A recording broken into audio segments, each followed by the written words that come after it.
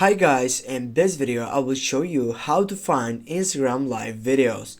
The first thing what you can do to find out an Instagram live video is by simply getting notification from a person that is important to you. For example, if I go on that site and here, as you can see, if I go on the notification bar on my right upper side, here as you can see, I need to turn off go lives and go for receive all notifications to make sure that you have notification to get up to his lives.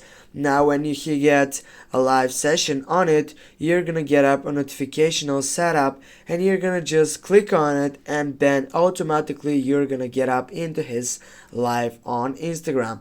Now you can also find out his live sessions by typing on profiles.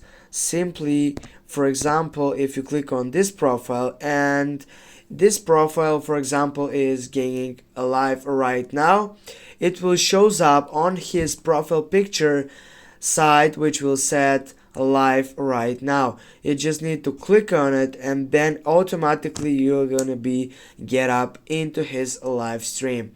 Thanks for watching guys. Don't forget to hit that like and share the video. See you soon.